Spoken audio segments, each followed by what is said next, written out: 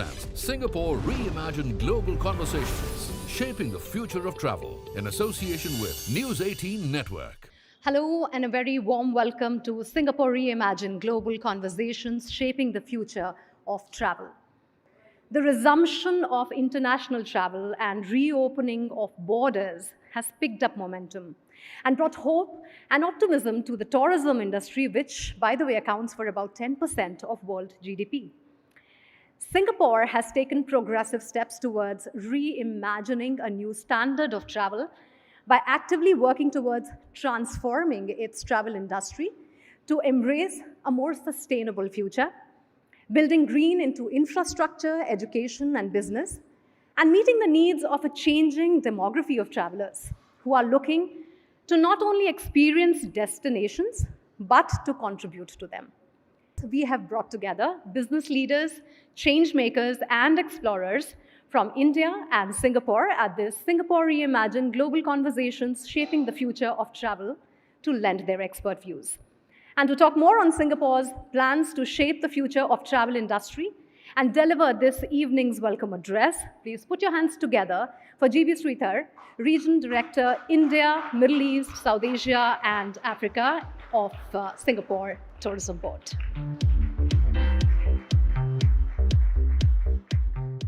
Singapore Reimagine Global Conversations is a key part of the STB's Singapore Reimagine Recovery Initiative, which was launched last year to affirm the destination's commitment to shape a new standard for travel through safety, technology, experiences, and sustainability. The theme of the conversations this evening is Shaping the Future of Travel, which is timely as the needs and expectations of travelers are changing significantly in a COVID-endemic world.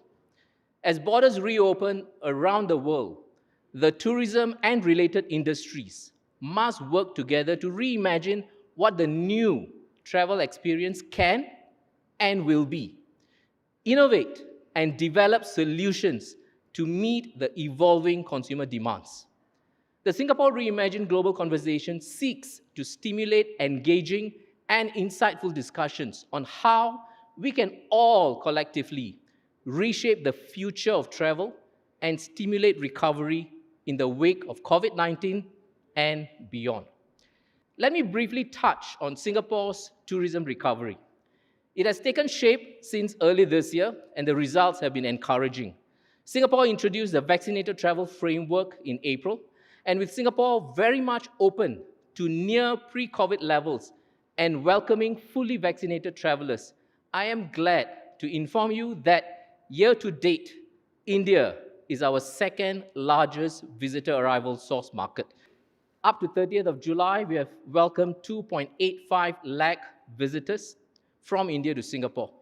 We are seeing a sustained trend of visitors across the family, young adults, cruise, leisure, and business travel segments.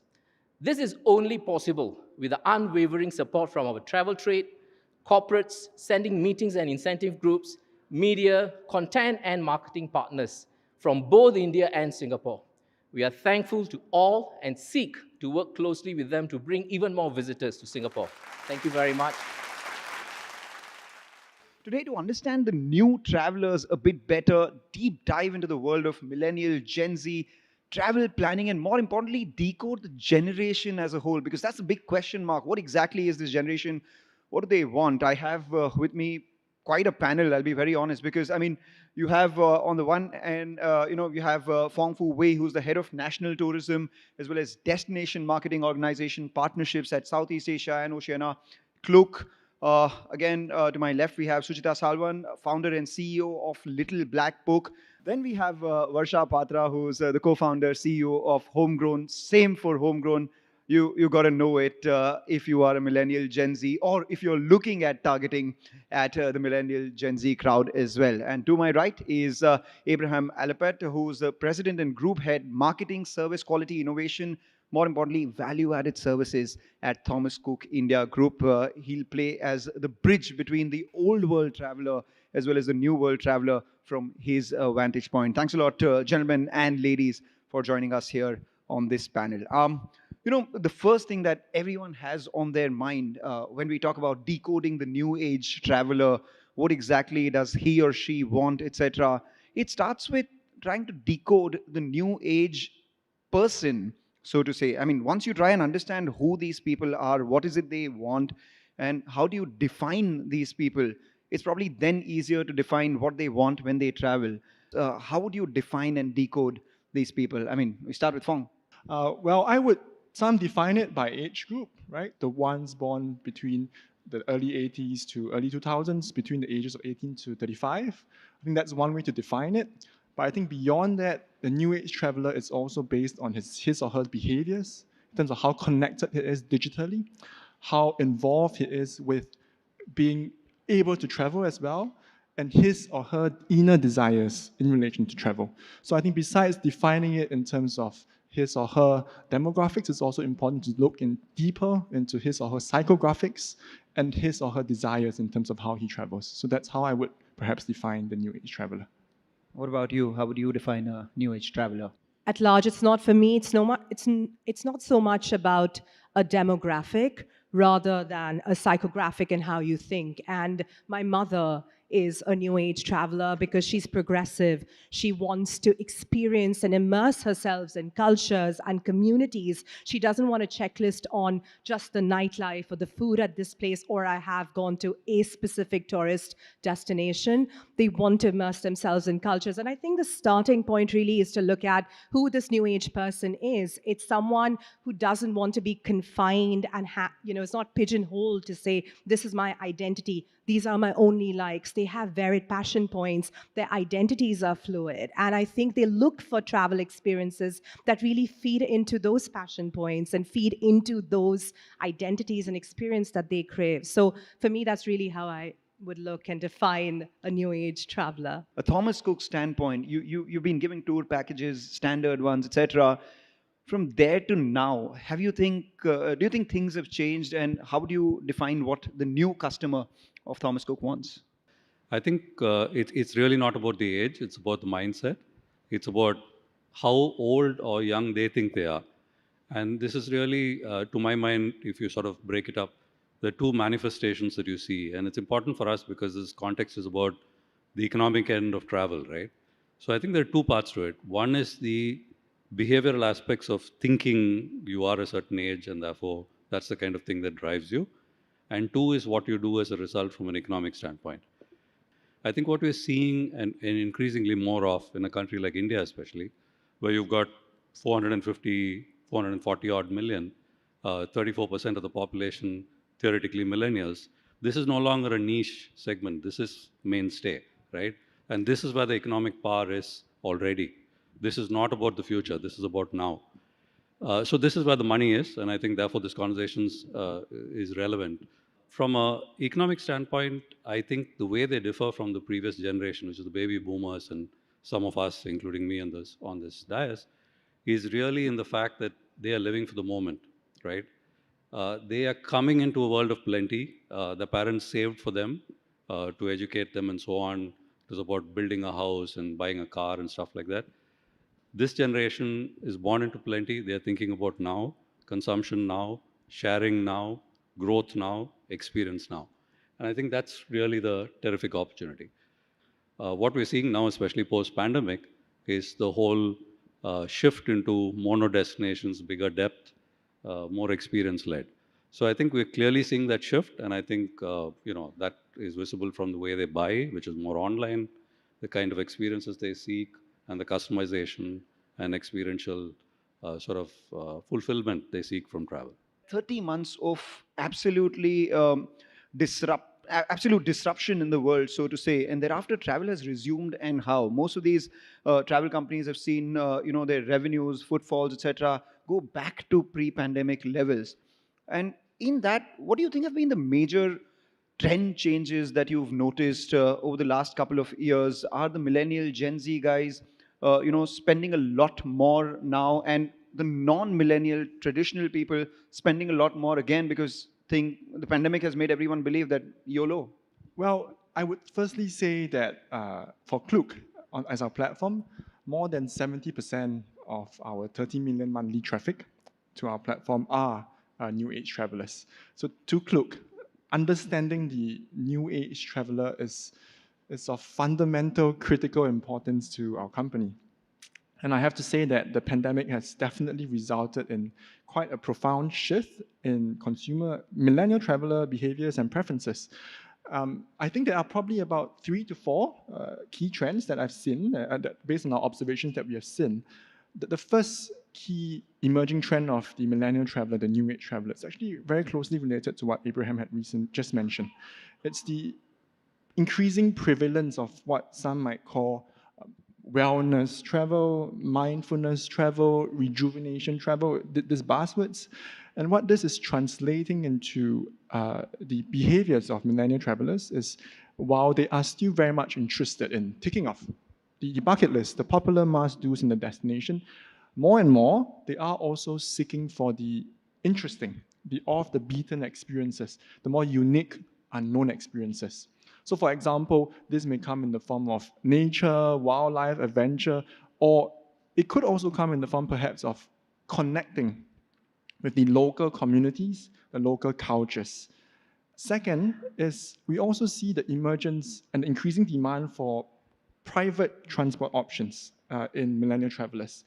This is probably due to and I think this is not just for millennial travelers, it's probably for most travel segments, and this is probably due to the increasing need and consciousness of safety and hygiene. Third, it reminds me quite recently is that millennial travelers are a bit more risk open. They're open to risk, they're open to living in the moment, they are open and a bit more impulsive with their purchases. And what this has translated is that we see the emergence of, in the recent years, buy now, pay later schemes. Buy now, pay later schemes.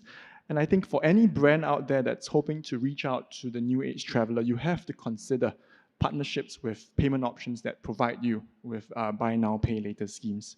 From your own personal experience, I mean, what is it that can influence, or what are the factors that determine you deciding on a certain place? Can you tell us about a travel experience that you seek as a person? I think with travel always takes cues from micro trends. And if you look at global micro trends, whether it's India or the US or anywhere else, one thing that's on the rise is this whole concept of local brands or emerging brands or direct-to-consumer brands, right? I don't know if you saw this, but for the first time ever on Kaun Banega Crorepati, one of the questions that was asked by Boat. Amitabh Bachchan was about boat, and you're seeing this interest in what makes local or emerging brands unique. In fact, when we had worked with Singapore Tourism Board last year, I myself didn't know the number of phenomenal local brands that exist in Singapore, because you assume the food scene is great, but then you dig into the design scene and you see these plethora of absolutely amazing brands. And I think that's where local brands, emerging brands, direct-to-consumer brands, whatever you may want to call them, I think those are really going to be here to stay for the next 5 to 7 years. And I'm not saying that just from a place of bias, because that's, to answer your question specifically, that's how I like to travel, right? I love to go to a place and see what the local boutiques are like, or, what the local eating joints are like, or the local bazaars are like, so on and so forth. But it is in that very specific micro trend that I do see a large global travel trend also coming together. That, I think, has been quite a fulfilling conversation that we've had with these guys, and I have only to thank the wonderful people that are there on this panel. Thank you. Singapore Conversations, shaping the future of travel in association with News 18 Network. Well, the development of working from one's home office combined with forced immobility for more than a year has transformed the notion of travel. Now, travelers are looking to be able to take advantage of it as well as be in good working conditions. But with one eye on the world's climate health, the new age travelers are also ensuring that their bleisure travel plans are not only experience-filled but sustainable as well. To discuss more on Singapore's plan to attract more bleisure travelers, sustainable travel programs, and the art of slow traveling, I'm here joined by Jin Choi, Chief Sales and Marketing Officer for Mandai Wildlife Group. Welcome. Naveen Kondu, MD, EBX Cash Travel Services, Brian Tellis, founder, Radioactive Ventures, and ex-founder and CEO, Fountainhead, and Nikhil Sharma, Regional Director, Eurasia, Wyndham Hotels and Resorts. Welcome. May I first pick your thoughts on what Bleisure means to you or what it has meant for your industry? Let me start with you. It's not a new term at all as far as I'm concerned, because I've been all the time involved in the industry of business and leisure travel. When I started my company in 1998, my tagline was mixing the art of business and pleasure. So you have to understand that every business traveler is a leisure traveler in its own form. It's very relevant because a person, when he's taking a business travel, he is not only focused on his business. While he'll do that, that's his main agenda, he will also venture out to explore the location and the destination. So he will look at the food, he will look at the culture, he will look at the heritage. People always take out some time in between, unless you're hard pressed and you just fly into Singapore or fly out of Singapore or fly into Dubai or out of there the same day or 2 days. You will always find people exploring the place either early in the morning. A runner like me or a runner like Ibrahim would always go out for a run in the morning and explore a place, sit in a cafe, have a coffee, and come back.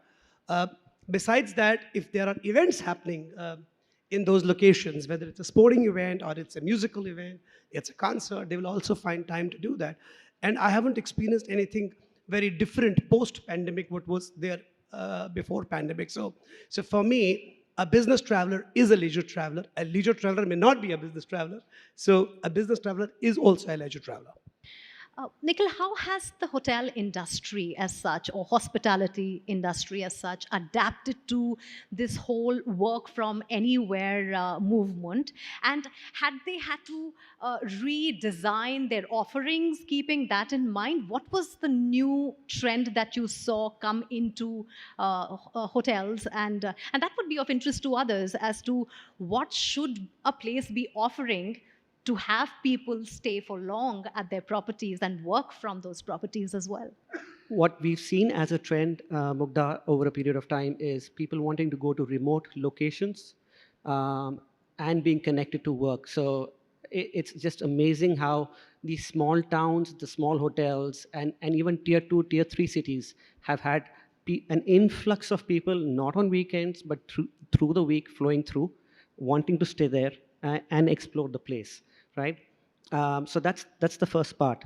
The second part is you see a lot of them slowing down and actually bringing family. So the first part of Bleisure that you said is actually happening, and it's one of the positives of the pandemic was a lot of Indians started discovering India, and you heard that in the earlier panel, and the statistics and the data are just there to show that the Indians are traveling much more internally and discovering the country.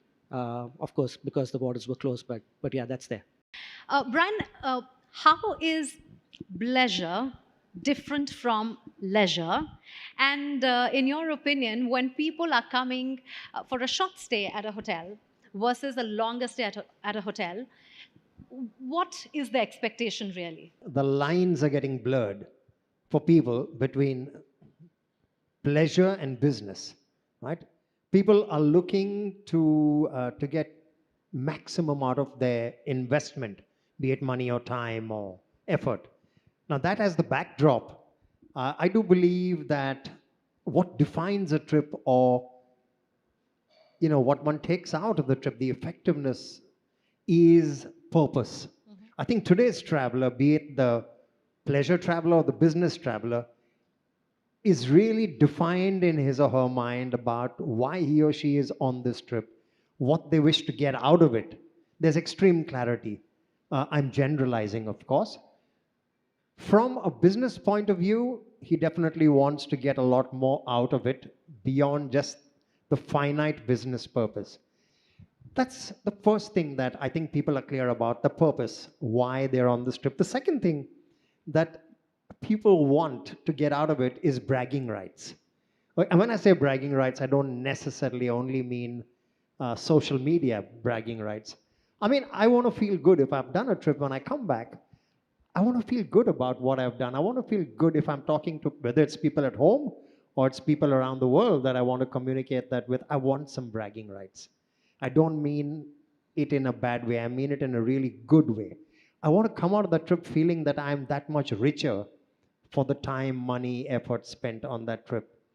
Economic sustainability on one side and climate sustainability on one side. How challenging is it? It's extremely important that we try and get to carbon neutral. Singapore is a great example of achieving carbon neutral. India says 2070.